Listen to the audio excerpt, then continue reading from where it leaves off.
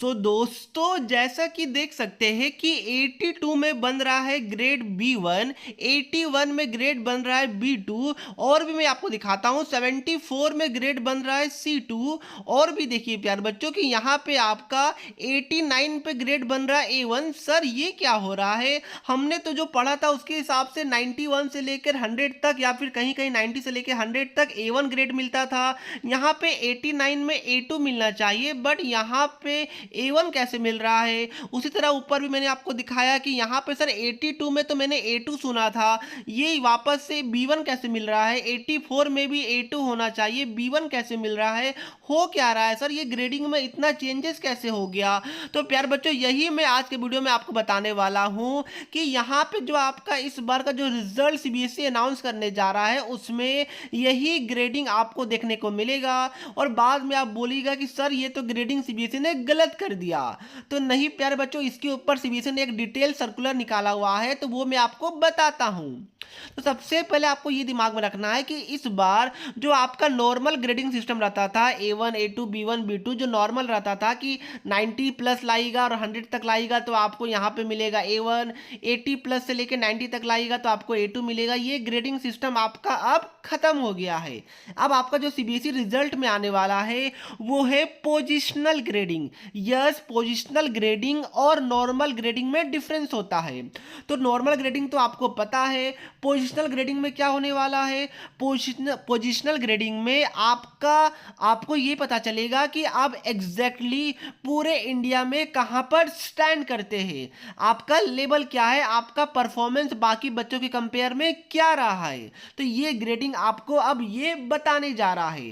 तो यानी कि अगर आपने जेई वगैरह या फिर कॉम्पिटिटिव एग्जाम का नाम सुना होगा तो वहां पे परसेंटेज नहीं बल्कि परसेंटाइल सिस्टम चलता है। परसेंटाइल और परसेंटेज में जमीन आसमान का फर्क रहता है। ओके, तो समझ जाइए कि पोजिशनल ग्रेड आपका एक तरीके से परसेंटाइल होता है। तो ये परसेंटाइल क्या होता है, ये चेंजेस क्या, प्लीज मुझे समझ में नहीं आ रहा है, मुझे डिटेल में बता दीजिए। तो यस प्यारे बच्चों, मैं आपको बताता हूं कि इस बार ग्रेडिंग आपको कैसे मिलेगा। तो सपोज यहाँ पे मैं आपको एकदम शॉर्ट में बताता हूँ। तो सबसे पहले सपोज कीजिए कि इस बार क्लास 10th मैथ्स के अंदर टोटल 80,000 बच्चों ने एग्जाम को क्वालिफाई किया यानी कि पास किया। सपोज कि टोटल 81,000 बच्चों ने इस बार सीबीएसई क्लास 10 मैथ्स का एग्जाम दिया। ये आंकड़ा बहुत ज़्यादा आपको ही पता है 35 लाख के आसपास होगा, पर एग्जाम्पल के लिए मैं बता रहा हूँ कि मान के चलिए कि 81,000 बच्चों ने क्लास 10th का मैथ्स का एग्जाम दिया।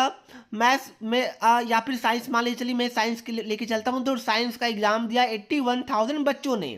उसके बाद सपोज कि 81,000 में से 80,000 बच्चों ने एग्जाम को क्वालिफाई किया है। क्या बात क्लियर है? Very good. तो सपोज 80,000 बच्चे टोटल यहाँ पे एग्जाम में पास हुए हैं, तो उस केस में जो 80,000 का जो 1/8 बच्चा होगा, यानी कि 80,000 का 1/8 आपका कितना हो गया प्यारे बच्चों बताइए। यहाँ पे थोड़ा सा 80,000 एग्जाम्पल लूंगा तो थोड़ा सा आपको क्या कंफ्यूजन हो जाएगा, नहीं होगा? बताइए 80,000 का आपका 1/8 कितना होगा? तो प्यारे बच्चों 80,000 का 1/8 आपका कितना हो जाएगा? आपका हो जाएगा यहाँ पे 10,000। तो प्यारे बच्चों यानी कि 10,000 बच्चे को यहाँ पे A1 ग्रेड दिया जाएगा। देन नेक्स्ट 10,000 बच्चे को A2 ग्रेड दिया जाएगा। देन नेक्स्ट 10,000 बच्चे को B1 दिया जाएगा। मतलब क्या हो गया? सपोज इस बार 80,000 बच्चे ने क्वालिफाई किया है क्लास 10 साइंस के अंदर, तो सीबीएसई क्या करेगा? सीबीएसई यहाँ पे मार्क्स वाइज डिसेंडिंग ऑर्डर में यानी कि ज्यादा से लेके कम के ऑर्डर में मार्क्स वाइज सीबीएसई 80,000 बच्चों का एक लिस्ट बनाएगा। देन उस लिस्ट में से स्टार्टिंग के 1/8 यानी कि स्टार्टिंग के 10,000 बच्चे को A1 ग्रेड दिया जाएगा। देन नेक्स्ट 10,000 बच्चे को यानी कि 10,001 से लेकर 20,000 बच्चों को यहाँ पे A2 दिया जाएगा। देन इस टाइप से ये सीक्वेंस चलता जाएगा। क्या समझ में आया मैं आपको क्या बोलना चाह रहा हूँ? और अच्छे से मैं आपको समझाता हूँ। सपोज कि 80,000 बच्चों ने क्वालिफाई किया, इसमें ऑब्वियस सी बात है कि जो सबसे पहला बच्चा होगा उसका 100 या फिर 99 मार्क्स होगा। उसी तरह समझिए कि जो 10,000वां बच्चा होगा प्यारे बच्चों, सपोज कि उसका मार्क्स आपका 88 आ रहा है, सीबीएसई ने ज़्यादा से लेकर कम में मार्क्स को अरेंज किया है।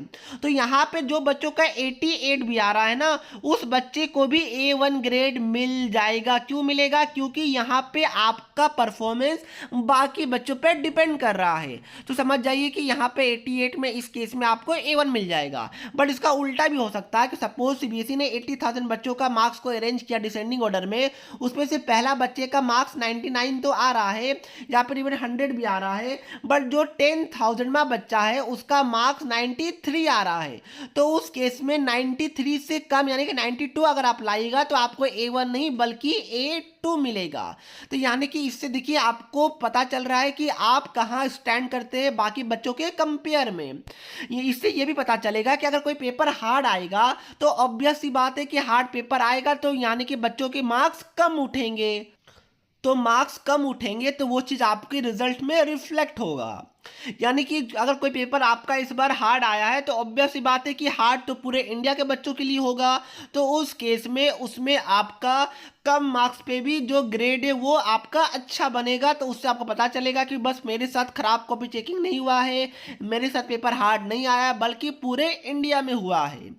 तो ये आपका पोजिशनल ग्रेडिंग था। मैं आपको एक बार समराइज कर देता हूँ कि यहाँ पे क्या होने वाला है। सबसे पहले अगर 80,000 बच्चों ने एग्जाम को पास किया तो सीबीएसई डिसेंडिंग ऑर्डर में बच्चों के मार्क्स को अरेंज करेगा सब्जेक्ट वाइज, जिसमें 1 से लेके 10,000 बच्चे को A1 ग्रेड दिया जाएगा। देन उसके बाद 10,000 से लेके 20,000 बच्चे तक को A2 ग्रेड दिया जाएगा।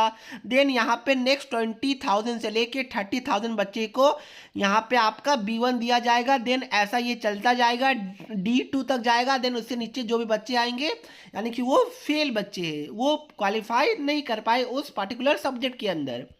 तो दोस्तों यही था हमारा आज का वीडियो, जो कि मैंने आपको डिटेल में बता दिया कि यहाँ पर इस बार आपका ग्रेडिंग सिस्टम कैसे होने वाला है। ध्यान रखिएगा, इसलिए इस बार रिजल्ट में आपका कुछ भी ग्रेडिंग में आपको प्रॉब्लम लगे तो समझ जाइएगा वो नॉर्मल ग्रेडिंग नहीं है, वो सही ग्रेडिंग है, पोजिशनल ग्रेडिंग सिस्टम हुआ है। और ये वाला ग्रेडिंग वही सब्जेक्ट में लागू किया जाएगा जहाँ पर कम से कम 500 या उससे ज़्यादा बच्चे एग्जाम में क्वालिफाई हुए हैं और आपने जो पेपर दिया है उस सभी में से 500 से ज़्यादा बच्चा एग्जाम देता ही देता है और 500 से ज़्यादा बच्चा क्वालिफाई भी करता है। ओके, तो इसलिए ये पॉइंट को मैं उतना हाईलाइट नहीं कर रहा हूँ। तो दोस्तों यही था हमारा आज का वीडियो। आई होप को समझ में आया होगा कि यहाँ पे कैसे आपका मार्क्स एंड ग्रेडिंग मिलता है। आपका रिजल्ट कुछ इसी तरीके से दिखेगा, सब्जेक्ट कोड, सब्जेक्ट का नाम, थ्योरी में कितना मिला, प्रैक्टिकल में कितना मिला, दोनों मिला के टोटल कितना हो रहा है और ग्रेड आपको दिया जा रहा है। ध्यान रखिएगा यहाँ पे आपका परसेंटेज लिखा हुआ नहीं रहता है। तो अगर आपको जानना है कि परसेंटेज कैसे कैलकुलेट किया जाए, सर मेरा 6 सब्जेक्ट है, सर मेरा 5 सब्जेक्ट है, परसेंटेज को कैसे कैलकुलेट किया जाए, क्योंकि आपको खुद से ही परसेंटेज को कैलकुलेट करना होता है, तो उसके ऊपर मैं सेपरेट वीडियो लेके आ जाऊंगा। तो फिलहाल मैं वीडियो को समाप्त करता हूँ। कुछ भी डाउट है तो कमेंट करके पूछ लीजिए। मिलते हैं नेक्स्ट वीडियो में। पढ़ते रहिए। जय हिंद, जय भारत।